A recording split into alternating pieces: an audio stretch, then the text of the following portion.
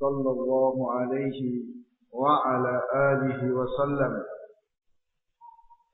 وشر الأمور محدثاتها فإن كل محدثة بدعة وكل بدعة ضلالة وكل ضلالة في النار. Al-ikhwah rahimakumullah, kita bersyukur kepada Allah Ta'ala atas berbagai nikmat yang telah dicurahkan kepada kita, sehingga dengan taufik dari Allah Ta'ala kita bisa menjalankan satu amal besar pada hari ini, yaitu duduk untuk thalabul ilmi, di mana thalabul ilmi merupakan satu perkara yang sangat penting bagi seorang muslim, karena kejayaan dan kebaikan keadaan kaum muslimin itu terkait dengan dua perkara, yaitu al-ilmun nafi' wal amalus salih. Saya ulangi, bahwa kejayaan kaum muslimin, kebaikan keadaan kaum muslimin itu ditentukan atau terkait dengan dua perkara, yaitu ilmun nafi' dan al-amalus salih.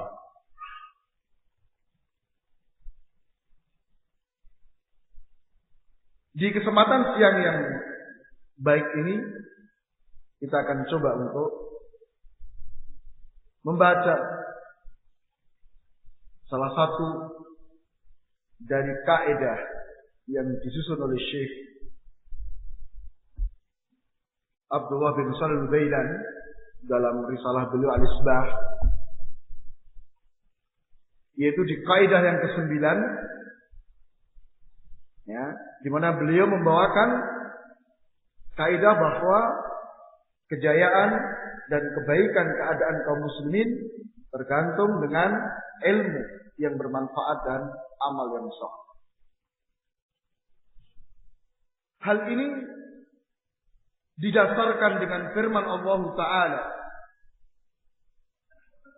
di surat At-Taubah ayat ke-33, "Huwallazi arsala rasulahu bil huda wa dinil haqqi liyudhhirahu 'alad dini kullih walau karihal musyrikun." Dialah yang telah mengutus Rasulnya dengan al-huda dan dinul haq untuk dimenangkan agama Rasul itu atas seluruh agama, meskipun orang-orang musyrik tidak menyukainya. Nah, maka dari ayat ini diterangkan oleh Syekh Shalih Fauzan hafizahullah taala bahwa kebaikan dan keberuntungan umat ini terkait dengan dua perkara, sehingga kalau salah satu dari dua perkara ini hilang atau tidak didapatkan pada umat ini, maka umat ini tidak akan mendapatkan kebaikan dan juga tidak akan mendapatkan keberuntungan. Yang pertama adalah al-ilmu nafi', yang kedua adalah al-amalus salih. Nah, sebab dengan dua perkara inilah Allah Ta'ala mengutus Rasulnya alaihi salatu wassalam. Nah, huwallazi arsala rasulahu bil huda. Al-huda yaitu al-ilmu nafi. Ilmu yang bermanfaat. Wa dinul haq adalah al-amalus salih. Dua perkara ini terkait satu dengan yang lainnya. Dua perkara ini harus berjalan bersama-sama.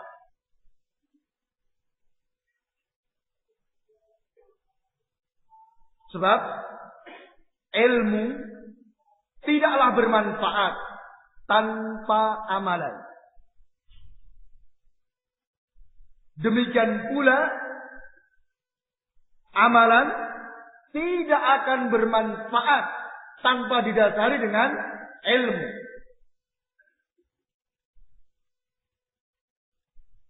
Maka para ulama menerangkan bahwa fal ilmu biduni amalin ma nafa'al yahud. Ilmu tetapi tidak diamalkan maka tidak bermanfaat sebagaimana orang-orang Yahudi.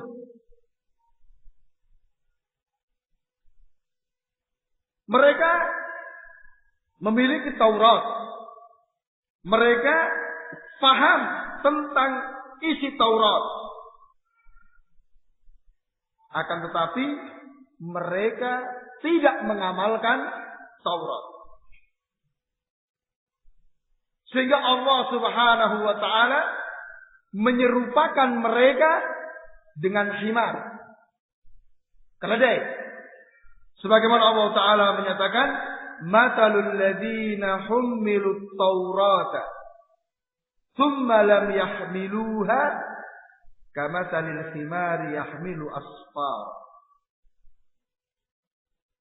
Permisalan orang-orang yang membawa Taurat kemudian mereka tidak mengamalkannya, yaitu seperti himar yang membawa kitab-kitab.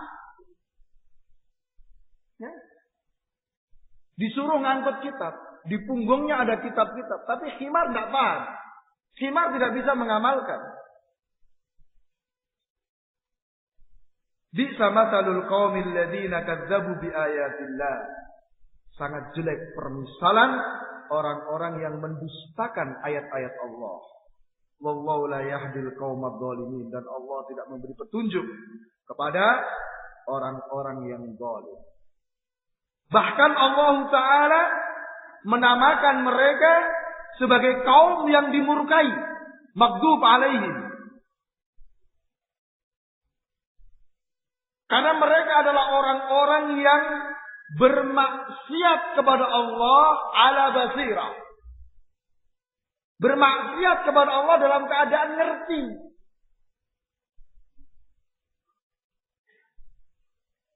Sehingga Allah murka kepada mereka. Mereka telah memiliki ilmu, tetapi mereka tidak mengamalkan.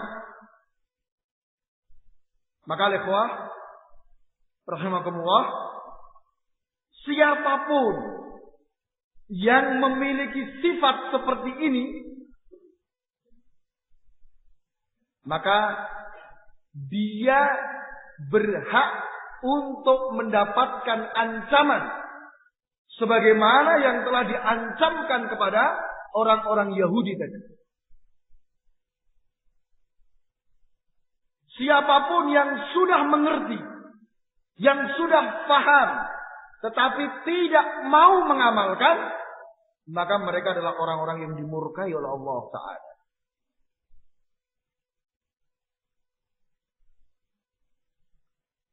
Apakah itu dari kalangan Yahudi ataupun dari kalangan umat ini? Maka saya mengingatkan kepada diri saya dan juga kepada ikhwah semuanya, bahwa kita duduk belajar tidak sekedar menambah wacana. Ya, tidak sekedar menambah wawasan, tidak. Tetapi ilmu itu dipelajari untuk diamalkan. Ya. Maka kita harus waspada. Ya, harus hati-hati Jangan sampai Al-Quran yang kita pelajari justru menuntut kita nanti di yaumul qiyamah. Sebab dikatakan Al-Qur'anu hujjatun lak au alaika. Al-Quran itu bisa membela kamu di hadapan Allah, tetapi bisa juga menuntut kamu di hadapan Allah Ta'ala. Kalau kita ingin Al-Quran membela kita di hadapan Allah, pelajari, amalkan. Tetapi kalau kita sekedar mempelajari saja, tanpa mau mengamalkan, maka Al-Quran akan menuntut kita di hadapan Allah Subhanahu wa Ta'ala. Dalam hadis yang hasan yang diriwayatkan oleh Abu Dawud dari Ibnu Umar, Rasul alaihi salatu wassalam mengingatkan kita, la tazulu qadamal abdi yaumal qiyamati hatta yus'al an khamsin. Tidak akan bergeser kaki seorang hamba dari hadapan Allah nanti pada yaumul qiyamah sampai ditanya tentang 5 hal. An umri fima afna, tentang umurnya dihabiskan untuk apa? Dalam perkara maksiat atau perkara ketaatan? Umur. Wa an syababi fima abla, tentang masa muda. Ini nikmat besar masa muda. Puncak semangat, puncak kekuatan ada pada masa muda. Dihabiskan untuk apa? Untuk santai-santai, untuk maksiat, atau untuk ketaatan. Sehingga ada keutamaan. Salah satu dari 7 golongan yang mendapatkan naungan nanti yaumul qiyamah adalah syab nasya'a fi ibadatillah, seorang pemuda yang tumbuh dalam peribadatan kepada Allah Subhanahu wa Ta'ala. Masa muda dihabiskan untuk apa? Yang ketiga dan keempat, wa an mali, tentang hartanya. Min ayna iktasaba wa fima anfaqah. Dari mana dia dapatkan harta itu? Dari usaha yang halal atau usaha yang haram? Kemudian kemana dia infakkan harta itu? Ya, apakah harta itu dihabiskan dalam ketaatan atau untuk perkara-perkara yang diharamkan? Yang kelima, an ilmihi, tentang ilmunya. Ma'amila fi ma'alima, apa yang sudah diamalkan dari apa yang sudah dia ketahui. Nah. Sehingga ya, kita harus khawatir. Sebagaimana salah seorang sahabat jadi ya, juga khawatir. Ya, saya takut ketika nanti dipanggil oleh Allah Ta'ala. Ya Uwaimir, madza amila fima alimta? Apa yang sudah kamu amalkan dari apa yang sudah kamu ketahui? Sahabat yang jadi khawatir tentang permasalahan ilmu. Nah, ini yang pertama. Demikian pula al-amal biduni ilm, beramal tanpa ilmu, ini juga tidak dibenarkan. Sebab seseorang yang beramal tanpa ilmu berarti dia beramal mengikuti hawa nafsu. Ya, mengikuti hawa nafsu. Perlu diketahui yang namanya ilmu itu apa yang dibawa oleh Rasul alaihissalam. Maka ketika seseorang tidak mengikuti ilmu, berarti dia mengikuti hawa nafsu.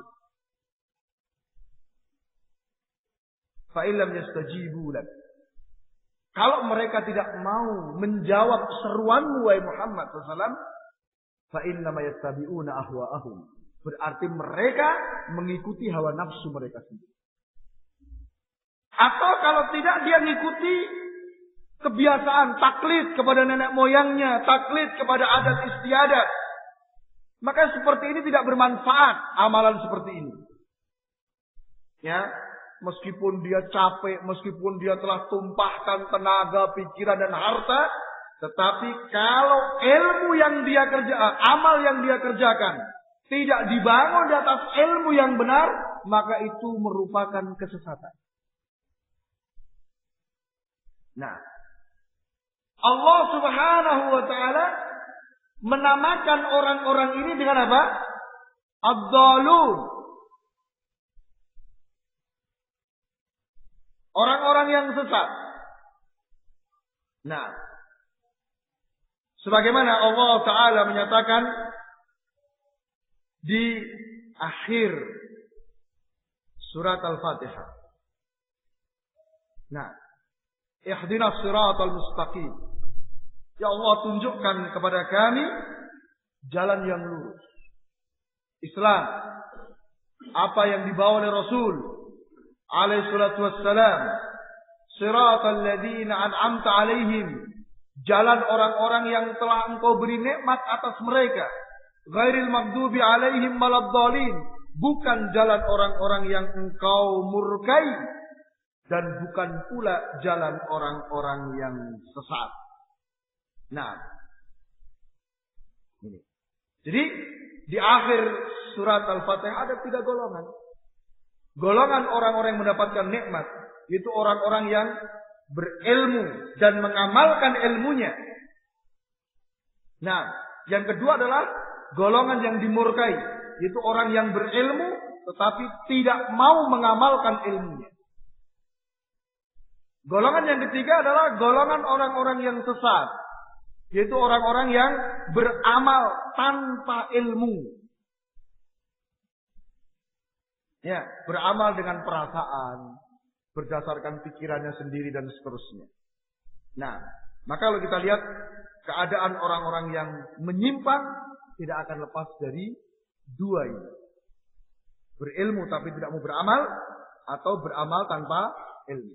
Nah, sehingga sekali lagi kebaikan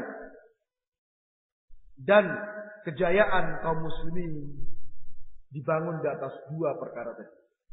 Ilmu nafi wal amalus salih. Nah, sehingga ilmu itu dipelajari untuk diamalkan. Ya, maka amalan yang wajib mewajibkan pula sarana yang mengantarkan kepadanya. Nah, jadi amalan yang wajib berarti apa? Mewajibkan pula untuk kita mempelajari amalan itu. Ya. Dan kedudukan menuntut ilmu itu sesuatu yang sangat tinggi, luar biasa. Sekian banyak ayat, sekian banyak hadis, ya, menerangkan tentang keutamaan menuntut ilmu. Ya, Imam Ibnul Qayyim rahimahullah dalam risalah beliau Miftah Dari Sa'adah menyebutkan sekian banyak sisi keutamaan ulama dan keutamaan menuntut ilmu. Nah, salah satu ayat yang menunjukkan kedudukan menuntut ilmu, yang menunjukkan tentang betapa pentingnya menuntut ilmu, yaitu di surat At-Taubah ayat ke-122. Wa ma kana al-mu'minuna liyanfiru kaffatan falawla nafara min kulli firqatin minhum ta'ifatun liyatafaqahu fid din wa liyundiru qaumahum idza raja'u ilaihim la'allahum yahdharun. Dan tidaklah kaum mukminin semuanya pergi berjihad, bertempur di medan jihad. Akan tetapi hendaknya ada sekelompok orang dari masing-masing kelompok kaum muslimin yang tafaqquh fid-din. Lihat, perintah jihad, keutamaan jihad, kita sudah paham. Akan tetapi Allah mengingatkan bahwa tidak boleh semuanya berangkat untuk jihad bertempur di medan perang. Akan tetapi hendaknya ada beberapa di antara kaum muslimin dari masing-masing kelompok itu apa? Duduk tafaqquh fid-din, mempelajari agama ini. Agar mereka bisa memberi peringatan kepada kaumnya ketika mereka kembali. Dan mudah-mudahan kaumnya mendapatkan peringatan. Nah, diterangkan oleh para ulama bahwa ada dua perkara yang harus dijaga dan dilindungi oleh kaum muslimin. Yang pertama adalah wilayah. Wilayah kaum muslimin jangan sampai diserang, jangan sampai diserbu oleh musuh-musuh kaum muslimin.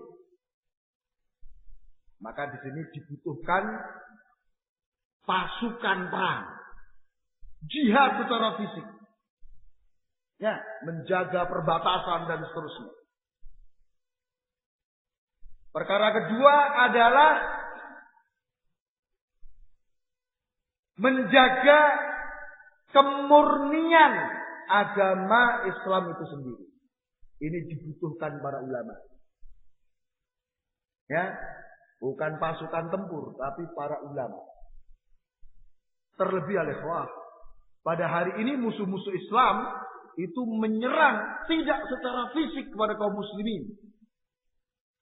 Akan tetapi mereka sangat-sangat luar biasa menggempur kaum muslimin, menyerang agama Islam dengan syubhat-syubhat, pengkaburan-pengkaburan. Sehingga diharapkan oleh mereka kaum muslimin tidak lagi mengenali Islam yang asli. Islam yang original. Taunya Islam imitasi aja. Sehingga ketika kaum muslimin tidak lagi berpegang dengan Islam yang benar, disitulah mereka akan bisa dikalahkan. Selama kaum muslimin masih berpegang dengan Alkitab dan Sunnah, dengan pemahaman yang benar, sebagaimana yang diajarkan oleh Rasulullah kepada para sahabat, kaum muslimin tidak akan pernah terkalahkan. Maka mereka berusaha bagaimana menyimpangkan kaum muslimin dari agamanya yang benar. Dilontarkan syubhat-syubhat, penyimpangan-penyimpangan, dimunculkan kesesatan-kesesatan atas nama Islam. Nah, ini yang bisa ngadepi adalah para ulama dengan ilmu. Ya, maka seorang ulama, seorang alim yang duduk mengajarkan Islam yang benar kepada kaum muslimin, itu lebih daripada seorang panglima perang yang mengomando pasukan di medan jihad. Jangan dianggap, oh ini anti jihad ini. Cuman duduk baca kitab, ngaji-ngaji aja. Masing-masing ada tugasnya. Ada yang tempur membela wilayah kaum muslimin ketika diserang oleh musuh. Ini ada yang bertugas menjaga kemurnian agama Islam. Ya, berapa banyak kaum muslimin bingung ketika muncul tulisan di koran misalnya, syubhat dari Islam liberal. Ini kalau kita nggak punya ilmu, selesai, kalah kita. Ya kan? Sesat kita. Ya, dibutuhkan ulama. Maka kita duduk menuntut ilmu ini jihad juga. Abu Darda atau Abu Dzar radhiyallahu ta'ala menyatakan, man ra'a annal huduwata wa rawaha ilal ilmi laisa fi sabilillah faqad naqasa aqlu. Barang siapa berpendapat bahwa orang berpagi-pagi bersore-sore menuntut ilmu tidak dikatakan jihad, itu otaknya berkurang. Tidak genap. Gila berarti orangnya. Ya kan? Masa menuntut ilmu dikatakan tidak jihad. Keliru. Maka sebagaimana menuntut ilmu, sebagaimana jihad itu juga butuh kesungguhan, butuh kekuatan, butuh ini, maka menuntut ilmu juga demikian. Capek juga kan? Capek. Banyak gangguan juga. Ya, sebagaimana orang mau berangkat jihad itu gangguannya banyak. Diingatkan tentang anak istrinya. Nanti kalau ditinggal jihad bagaimana? Nanti kalau mati piye? Nanti yang ngasih makan siapa? Sama. Kita mau berangkat daurah 7 hari pun diingatkan. Nanti anak istrimu makan apa? Nanti kalau sakit yang ngurusi siapa? Hah? Nanti kalau sumurnya macet, pompanya rusak, siapa yang benahi? Kamu daurah. Diingatkan seperti itu. Kadang apa kamu punya duit? Nanti makannya kamu di sana bagaimana? Wah, di situ banyak gangguan. Nah, makanya harus sungguh-sungguh. Nah, sebagaimana juga ketika jihad secara fisik ketemu musuh itu kadang-kadang ya berat, ada khawatir dan sebagainya. Maka ketika sampai di tempat daurah, kadang-kadang ada gangguan juga banyak. Ya kan? Ngantuk. Disibukkan dengan HP-nya. Ya. Nah, kalau taklim HP-nya dimatikan. Tapi itu ganggu itu nanti. Ya, lagi seru-serunya pembahasan SMS. Hilang sudah konsentrasi. Para ulama zaman dahulu tidak seperti itu dalam belajar. Mereka ketika belajar, seakan-akan di atas kepala mereka itu ada burungnya. Sehingga takut kalau bergerak ini burungnya terbang. Nah itu. Zaman dulu para ulama belajar itu seperti itu. Sehingga ya jadi ulama. Nah kita ini kan belajarnya toleh, sibuk main HP, sibuk SMS-an ya. Nah, jadi seperti ini kedudukan menuntut ilmu itu sama dengan jihad, bahkan lebih. Ya. Diterangkan lihat, jihad awal disyariatkan itu di Mekah dengan jihad bil Quran. Wajahidhum bihi jihadan kabira. Dan jihadilah orang-orang itu dengan Al-Quran, dengan jihad yang besar. Nah, jihad dengan ilmu. Ini lebih umum objeknya. Siapapun bisa. Orang kafir, orang musyrikin, munafikun, ahlul bid'ah, pelaku maksiat. Bisa dijihadi dengan ilmu, dengan Al-Quran. Tapi kalau jihad fisik, ya tidak bisa semuanya kan. Nah, juga anggota pasukan jihad dengan ilmu ini orang-orang khusus. Tidak sembarangan. Ya, kalau jihad umum itu asal kuat, berani, bisa menggunakan senjata, berangkat. Itu ini enggak. Kuat, berani, bodoh, minggir. Enggak dipakai. Ya. Nah, maka sedemikian tinggi kedudukan thalabul ilmi al-ikhwah. Maka kita harus sungguh-sungguh, harus manfaatkan betul kesempatan yang Allah berikan. Kita syukuri nikmat-nikmat yang sedemikian banyak ini untuk kita dengan cara apa? Kita bersungguh-sungguh dalam thalabul ilmi. Insyaallah. Ya. Terlebih ini berapa? 7 hari 1 kitab tauhid selesai. Luar biasa. Luar biasa. Ya. Maka jangan buang-buang kesempatan. Waktunya istirahat supaya nanti ketika pas taklim itu ya fresh. Jangan waktunya istirahat, jalan-jalan. Begitu nanti masuk taklim, ngantuk. Itu memang cara syaitan, Pak. Cara syaitan untuk menghalang kita dari ilmu. Nah, ya atau malam ngobrolnya sampai malam. asyik ini ketemu temennya. Besoknya taklim buat telek. Ini harus hati-hati. Ya. Kemudian dibawakan di sini hadis dari Abu Musa radhiyallahu anhu dari Nabi SAW. Beliau menyatakan, "Mathalu ma ba'athani Allahu minal huda wal ilmi kamathalil ghaitil katsiri asaba ardan." Permisalan apa yang aku diutus oleh Allah dengannya dari al-huda wal ilm, dari petunjuk dan ilmu. Jadi permisalan ilmu, petunjuk yang dibawa oleh Rasulullah itu seperti al-ghaib, hujan yang bermanfaat yang banyak, hujan deras yang menimpa ke bumi. Ghaib ini tidak sekedar hujan ya, hujan yang baik, hujan yang barokah. Ya. Jadi permisalannya seperti hujan yang baik, yang deras, yang menimpa ke tanah. Nah, cuman tanah itu ada macam-macam kata Rasulullah. Jenisnya itu ada bermacam-macam.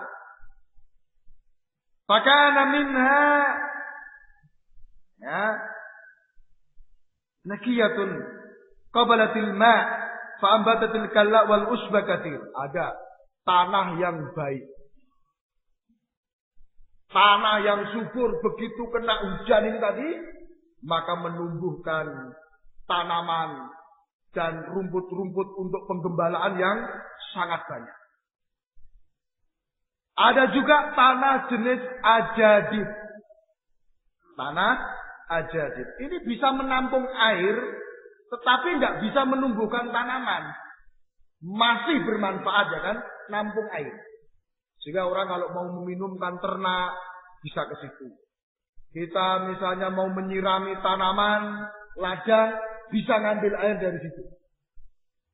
Ya, yang sebutkan fasyaribu wa saqau wa zara'u. Orang bisa minum, bisa meminumkan ternak, bisa menyirami ladangnya dari air tersebut. Yang terakhir, tanah ketiga yaitu qin'an. Tanah qin'an. La tamsikum ma wa la tambutul kalla. Tidak bisa menahan air, juga tidak bisa menumbuhkan tanaman. Ini tanah yang paling jelek. Ya. Nah. Jadi jenis tanah ini kena hujan itu tidak menumbuhkan tanaman, juga nggak bisa menahan airnya. Maka itulah permisalan orang-orang yang telah sampai kepadanya ilmu dan petunjuk yang aku diutus oleh Allah dengannya. Golongan pertama adalah tadi apa? Tanah yang baik. Itu seperti orang yang dia hafal dan paham. Orang yang hafal dan paham dengan apa yang datang dari Rasulullah SAW. Golongan kedua yang menyimpan air tadi, menampung air, ini adalah orang yang hafal, tetapi tidak paham. Masih bermanfaat. Yang ketiga ini adalah orang yang man lam yarfa bidzalika ra'san, orang yang tidak mengangkat kepalanya sedikit pun, artinya orang yang tidak peduli sama sekali dengan ilmu yang disampaikan oleh Rasulullah SAW. Walam yakbal hudallahi alladzi ursiltu bih. Dia tidak mau menerima petunjuk yang aku diutus oleh Allah dengannya. Jadi orang-orang yang cuek, tidak mau mempelajari agama ini. Ini tanah apa tadi? Qin'ah, tanah yang paling jelek. Ya. Nah, diajak untuk belajar memahami agama ini tidak mau. Maka orang seperti ini tidak ada kebaikan padanya.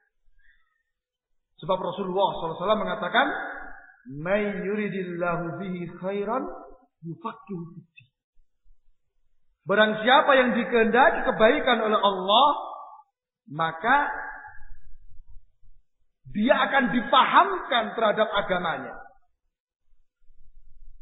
Nah, al-fiqhu fiddin, untuk bisa memahami agama itu ya harus dengan belajar, tidak dengan semedi, tidak menunggu wangsit, Tidak kemudian Qur'annya dibakar, dimasukkan air terus diminum. Kemudian satu paham tafsir 30 juz. Enggak. Harus belajar. Innamal ilmu bitta'allum. Ilmu itu dengan belajar. Ya. Maka kata Syaikh Fauzan, orang yang tidak paham agama, orang yang tidak mau mempelajari ini, itu berarti tidak ada kebaikan padanya. Nah, mudah-mudahan duduknya kita ini alaman bahwa kita dikehendaki oleh Allah untuk mendapatkan kebaikan. Ya. Kita berharap, berdoa, memohon kepada Allah Subhanahu wa taala. Apa yang kita lakukan dari duduk di sini mempelajari kitab tauhid itu sebagai alamat bahwa Allah menghendaki kita mendapatkan kebaikan. Nah. Kemudian disebutkan riwayat dari Ziyad Ibnu Labid. Dia berkata bahwa Rasulullah menyebutkan sesuatu. Kemudian Rasulullah katakan, "Dzaka inda awani dzihabil ilmi." Perkara itu terjadi ketika ilmu itu hilang. Ketika ilmu itu hilang dari kalian. Maka kata Ziyad, "Ya Rasulullah, wa kaifa yadhhabul ilmu wa nahnu naqra'u al-Qur'ana wa nuqri'uhu abna'ana wa yuqri'uhu abna'una abna'ahu." Ya Rasulullah, bagaimana bisa hilang ilmu tersebut? Kita membacakan Al-Quran kepada anak-anak kita. Kemudian anak-anak kita membacakan Al-Quran kepada anak-anak mereka. Terus ini sampai hari kiamat. Dari generasi ke generasi, mereka membacakan Al-Quran. Yang seperti ini, masa ilmu bisa hilang ya Rasulullah? Bagaimana bisa terjadi seperti itu? Maka kata Rasulullah, "Sakulat ya ummuk Ziyad. Inna kuntu la'uraka min afqahi rajul di Madinah." Sungguh, saya sudah menduga bahwa engkau adalah orang yang paling faqih dari penduduk Madinah. Sudah Ziyad. Rasulullah mengatakan itu terjadi ketika ilmu itu sudah hilang. Maka belum berpikir, bagaimana ilmu bisa hilang ya Rasulullah? Wong kita membacakan Al-Quran kepada anak-anak kita. Anak-anak kita membacakan pada anak-anak mereka. Anak-anak mereka membacakan lagi pada anak-anak mereka. Sampai hari kiamat. Bagaimana ilmu bisa hilang? Dipuji oleh Rasulullah SAW. Masya Allah. Ini juga termasuk salah satu metode mengajar. Ya, memberikan pujian kepada ini. Tidak jengkel dengan pertanyaan muridnya. Loh Pak bisa Rasulullah? Kamu cerewet. Gimana? Tidak gitu. Kalau memang usulannya bagus, pertanyaannya bermutu, dipuji sama Rasul. Dan banyak kejadian. Ya. Nah. Kemudian Rasul terangkan. Awalaisa hadil Yahudu wa Nasara yaqra'una al-Taurat wal Injil. Bukankah engkau tahu bagaimana Yahudi dan Nasara mereka membaca Taurat dan Injil? Tapi kok terjadi penyimpangan pada mereka? Sebabnya apa? La ya'maluna bi syai'in mimma fihima. Tetapi mereka tidak mengamalkan apa yang ada pada Taurat dan Injil itu. Inilah. Hilangnya ilmu itu ketika kapan? Tidak diamalkan. Ya.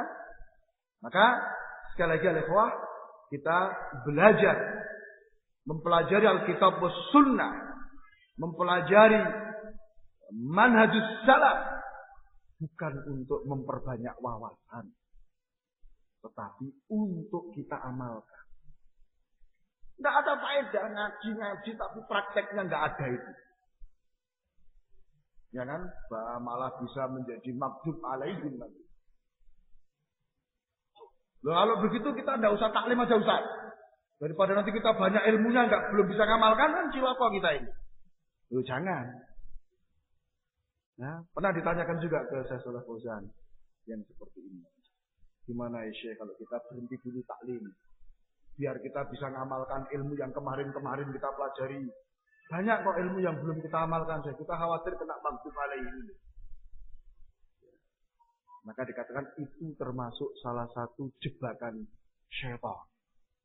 Dinasihatkan, loh kamu ngaji terus saja belum bisa beramal, kok malah mau pensiun dari ngajinya? Ya lebih nggak bisa beramal lagi kamu ini.